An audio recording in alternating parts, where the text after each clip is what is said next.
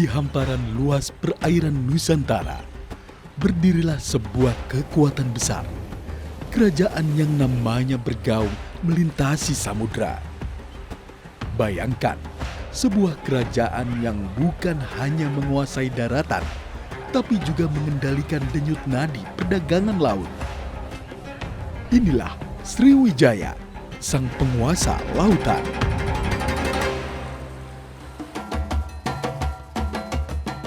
Berdiri di abad ke-7, Kerajaan Sriwijaya memiliki posisi geografis yang sangat strategis. Terletak di kawasan Sumatera bagian selatan, Sriwijaya berdiri di persimpangan jalur pelayaran internasional, menghubungkan dua peradaban besar, India di barat dan Tiongkok di timur. Kapal-kapal dari berbagai negeri melintas membawa rempah-rempah, sutra, keramik, dan logam mulia.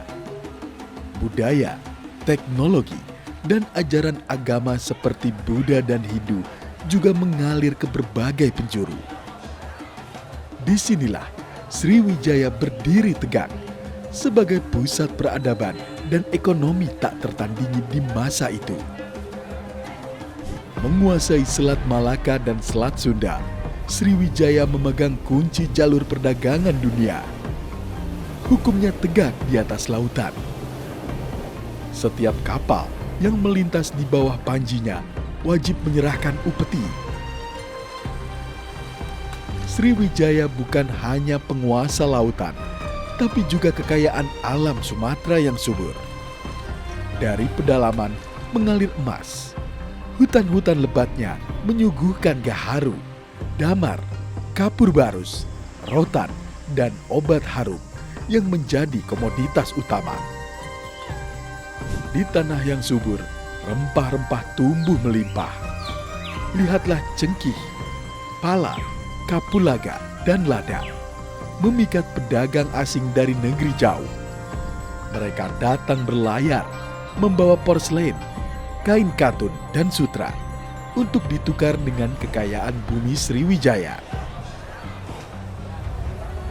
Tak hanya kaya dengan perdagangan, Sriwijaya juga dikenal sebagai pusat studi agama Buddha terbesar di Asia Tenggara. Dari wihara-wihara megah di tepian sungai, lantunan doa Buddha menggema, membawa ketenangan di tengah hiruk-pikuk perdagangan.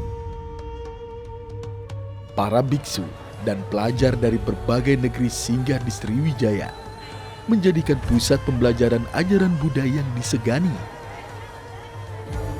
Disinilah ajaran welas asih dan kebijaksanaan ditanamkan, menumbuhkan budaya cinta damai dan menjunjung tinggi pengetahuan. Catatan Biksu I Ching dari Tiongkok menyebutkan, Sriwijaya menjadi tempat belajar penting sebelum melanjutkan perjalanan ke India. Ia menggambarkan kerajaan ini sebagai rumah bagi para cendekiawan agama.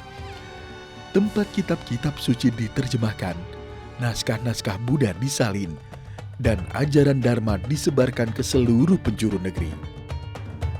Sriwijaya menjadi simpul menghubungkan jalur perdagangan dengan jalur rohani. Di lautan, Sriwijaya adalah macan yang tak pernah tidur. Armada lautnya mengawal jalur dagang dari bajak laut dan kerajaan saingan.